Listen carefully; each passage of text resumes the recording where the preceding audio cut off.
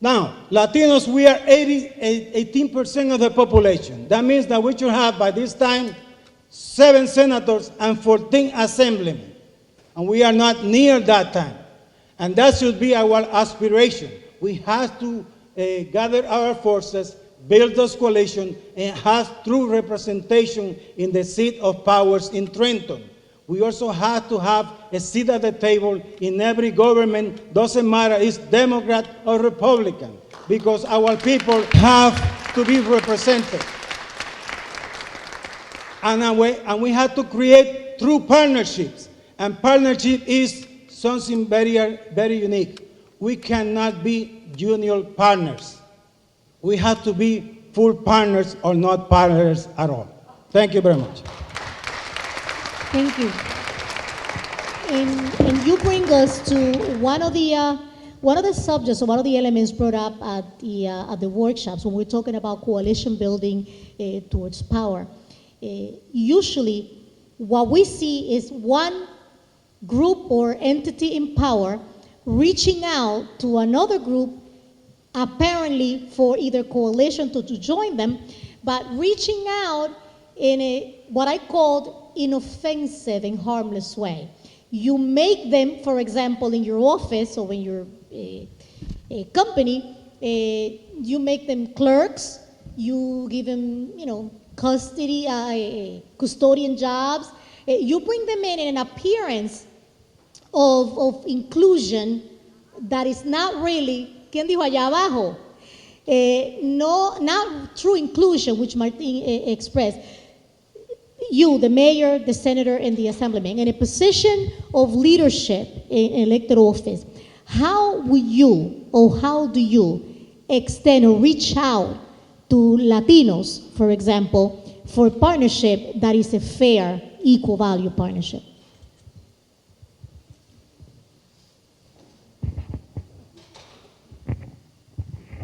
I think that question is fair.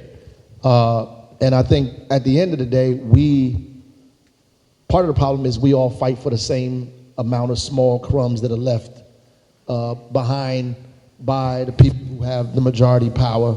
There's a few things left, and so we scramble for each other for the little pieces that are left behind, and we attack each other over those. But, in our administration, we have to find opportunities, and we have to have Latino representation in the highest levels of it, whether you're talking about deputy mayor, whether you're talking about in the law department or all of the departments of the city. There has to be some level of Latino representation in the city. To one, I think is important because it shows an image to other Latinos in the community that there is a pathway towards some level of success or to some level of victory. But I think that we can't confuse position with power. I think we do that. Right? We think that if we get the positions, then that means that we have the power, which is not necessarily the truth. And we had to go through that kind of fight. So you have people in here fighting each other for the 2 positions that have been made available for Latinos. Right? So maybe there's 2 positions that we have in office for Latinos. So now you have everybody in the city fighting each other for those 2 little positions. But power emanates from people in the community and organization. And so the stronger you are is based on how strong your organization or your community is, right? To be able to move things, to make things happen. And sometimes, like, we can have the vice president of Negro affairs. They used to do that to us, right? Put the black person in the charge of the university. He's the black guy. He's got a high position. You the highest Negro in charge. And so now you walking around and black people are proud of you because you got this Negro title and you walking around as like you're important, but you really can't make anything happen because you don't have any real power. And the power emanates from the people that are behind you, the kind of organization that's created in the community. And when the community organizes itself, then you force the people to do what you want them to do. We didn't get these positions because people did it out of their goodwill. And I don't think Latinos will get positions because people want to do this out of their goodwill either, right? So I could put a bunch of Latino faces even in high offices, not even as janitors or whatever. They can be in charge of this position, that position. I could make up a position. In the vice president of Latino cultural, it sounds really nice. And they walk around, and you come around, everybody shake their hand and bow, and he'd be really important. and I feel good about myself because I did that, but it does not empower the Latino Because community. that's not in charge of assigning the millions of dollars in the budget. So Right, no power. exactly, not that, right. But also even there, you have to have the kind of organization in a community that allows you to make things happen for your neighborhood and for your people in that community. Because we want power, not just position. I agree with what the mayor just said. Speaking just about Union City, from where I serve as the mayor in addition to being a state senator, we have directors across the board that are Hispanic, and most of the employees in each department are Hispanic, and I give my directors a lot of leadway. I tell them day to day, if there's a major decision, I need you to make that decision and work with me, obviously with the goal of the administration.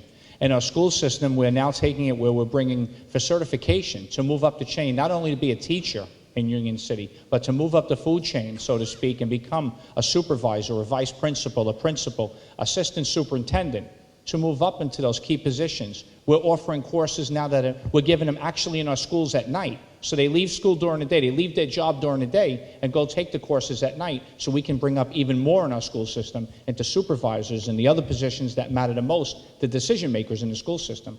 I'm actually proud to say today that just back in September, we appointed our first Hispanic to be superintendent of schools in Union City. And we, across the board, our principals, I'm just sitting here thinking how many we have. We have 4 or 5 principals right now in the city that are Hispanic, and it's working well. Even offering the courses within our own district and at night, in the evening, has worked really well, so they can get this certification and move up. Thank you. Well, you know, I'm reminded, and I want to thank the mayor for what he said. I'm reminded what something that Malcolm X said years ago. And he was talking about some of these black folks that are supposedly in power, and he called them, he said they just wanted to be part of the only Negro syndrome. Well, I'm the only Negro in this position. I'm the only Negro in this job. And so I agree with the mayor in terms of what he had to say. You have to look at the look at the person and not the position that you're. So I represent a district that's probably 25-30% Latino, and I'm part of a legislature, so I don't have a lot of executive power to hire a whole lot of folks. I have maybe 7 people on my staff, but any decision that I make is going to affect not only black folks, Latino folks, and now I have 10% white folks living in my district. It's a gentrifying community. You know, white folks don't come up to Harlem because they like black people and Latino people so much. They're coming up to Harlem because they're getting priced out of the Upper East Side, they're getting priced out of Chelsea, they're getting priced out of Gramercy Park. So now they're forced to live, and they want to stay in Manhattan, so now they're forced to live uptown, something 15, 20 years ago they never even would have considered. So any decision that I make, any decision that I make or anything that I'm involved with takes in the whole diaspora. And I appreciate what the gentleman to the left, my co-graduate of Rutgers Law School over here said, that the Latino community cannot become junior partners in this society. My father years ago, my father was a poet just like the mayor's father was a poet, said that he could never envision a black president of the United States of America. He could never see that happening. But in fact, it did happen because communities came together and we elected this man to be our president. So I remember what Lyndon Johnson told Martin Luther King about the civil rights movement. Lyndon Baines Johnson said, "Make me do it. Make me do it." So let's make him do it. Thank you. Mr. Perez. Mr. Perez, you spoke about Latinos being equal partners, not junior partners, when we come into coalition with other groups. Explíquenos, ¿qué quiere decir eso? ¿Cuál es la diferencia entre un junior partner y un partner de verdad? ¿Sí? Ok, en español. Perdón.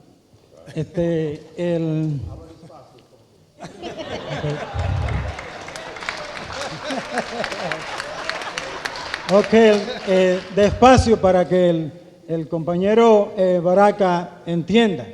Y todos aquí, cualquiera que esté culturally deprived, ya entienda esto, pero nosotros, este país poco a poco va a ser bilingüe, eso no hay quien se lo quite.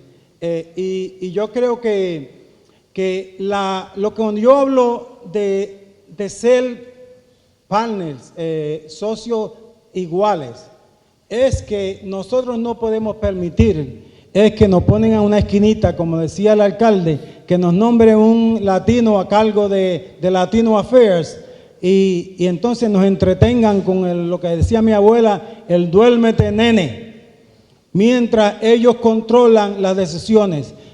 Equal Partners es cuando nosotros se cierra la puerta para hacer decisiones, que nosotros estemos en el cuarto haciendo los nombramientos, distribuyendo el presupuesto y que tengamos representación equitativa en las estructuras de poder, que tengamos más jueces latinos que hacen decisiones sobre la vida y la libertad de sin números, miles de latinos en este país, sobre fiscales a nivel de condado, que solamente tenemos en 20 condados en Nueva Jersey, tenemos un solo fiscal de condado. Tenemos que cambiar eso y conseguir nombramientos que sean nombramientos de poder. Y si no hacemos eso, lo que pasa es, lo que nos hacen es que nos manipulan. Y porque a veces nosotros ponemos la lealtad al partido político por encima de lealtad a nuestra comunidad.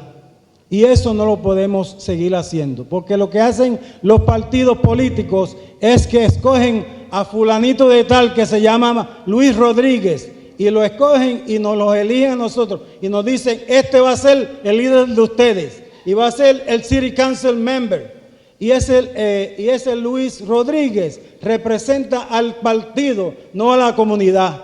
Las cosas están a patas arriba, como decía mi abuela, y hay que cambiarlo.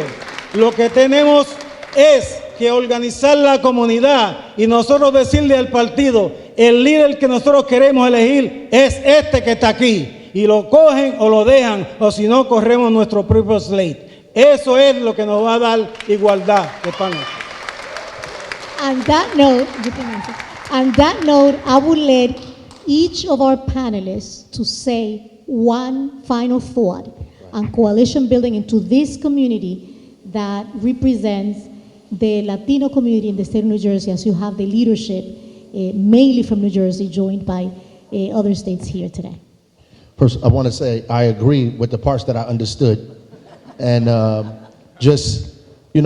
finally, in our office here, the first Dominican chief judge of the city was appointed by me, right? And I'm not even going into we have a vice president of a school board who's Dominican because we pushed her, Ariana Perillo, who's in the audience, we pushed her to become on the school board, right? So, and that's not including all the other positions that are here. The first Latino mayor of the city was nominated by this mayor here when I was the councilman on the city council. But I think ultimately what's important in terms of organizing a community and not being separate but being part of the whole, which is what was talked about, the important part of it is even how we address power ourselves. So when we come up to people always ask me, so what are you doing for the Dominican community, right? And I understand that question. That's a question about self-determination. Like how are you going to help us as Dominicans? But we say that, but we also say it separately in the sense that we separate ourselves from the larger issues that exist as well. What are we doing about poverty? What are we doing about housing? What are we doing about employment? What are we doing about job creation? What are we doing about the schools? Because those are also Latino issues, right? So not just the cultural issues are Latino issues, but Latino issues are also the other issues that every nationality in the city has to deal with, the issue of democracy for every resident of the city. So you have to be concerned about all issues. So you can't just be on the fighting for the part that just deals with Latino concerns. You have to fight for Latino concerns all of the time, everywhere, as much as you can. But when there's a meeting around housing, you also have to be there. When there's a meeting about education, you have to be there. When there's a meeting about jobs and poverty, you have to be present. And you have to make your voice known, not just as a Latino, but as a Latino American who lives in Newark and pay taxes like everybody else. A final thought, Senator. Thank you very much, and once again, thank you. My only advice on building coalitions is continue to work together, break down those barriers. There's really no barriers between us. We're all one. And those that come seeking your support, hold their feet to the fire. Don't let them just talk the talk. Make sure they have a track record to run on and that they're going to deliver for you, your family, and your community. Thank you. Housing is an issue that concerns everyone. Job creation is an issue that concerns everyone. Education is an issue that concerns everyone. Healthcare is an issue that concerns everyone. So we just have to make sure that we not only band together in a nice conference like we're having today, but on all of those issues, because on all those issues, they don't want folks like us, they don't want folks like us to succeed. They don't want folks like us to succeed. So we have to come and start from the beginning with all of us together. And I meant it when I said we all have to get rid of our tribalism, because we all have it. You know, the Dominicans may not get along with the Puerto Ricans may not get along with the Mexicans may not get along with the Ecuadorians, and so on and so on and so on. It can go on down the line. And Lord knows in the black community, we have nothing but tribalism. Listen, I ran for Speaker of the New York State Assembly about 3 or 4 weeks ago. Some of you may have seen it in the paper. Now, and you know, politically, we all have to do what we do politically. But when I saw that I did not have the numbers, and you had another black guy from the Black, Puerto Rican, and Hispanic Legislative Caucus running, you know, when I was getting nothing but phone calls from white folks telling me stay in the race, stay in the race, stay in the race, I knew something was wrong. I knew something was wrong, and I did not want to be a part of stopping history. I did not want to be a part of stopping history, so that's when I dropped out and threw my support behind the gentleman who is now currently the Speaker of the New York State Assembly, a black guy from the Bronx, a guy by the name of Carl Hastings. Notwithstanding the fact I probably would have been a hell of a speaker, but that's another story, because I'm that good. But anyway, but I did not want to be a part of stopping history. All right, so we have to learn to put things, our ambitions aside sometimes. We have to learn how to do that. So I will leave you what Ben Franklin said a long time ago. If we don't hang together, they will hang us separately.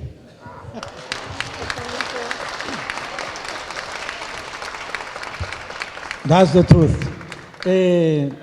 I think that I totally agree with Mayor Baraka, and that's a very important issue.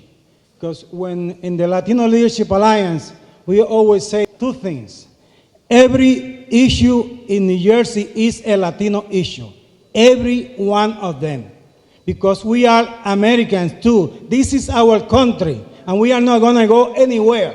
And we will not allow anybody who treat us as immigrants that we don't belong here. This is our country. Secondly, we have, in the Alliance, we have a saying said, Latinos have no permanent enemies, only permanent interests. I don't care if you're Republican or Democrat. The next day after the election, our kids need education, we need health, we need housing, we need jobs, we need movement forward. So it's important that we understand that in order to come together. But we had to emphasize the issue of respecting our difference in order to come together, work together, and move ourselves forward. Thank you. Thank you. Thank you. And with this,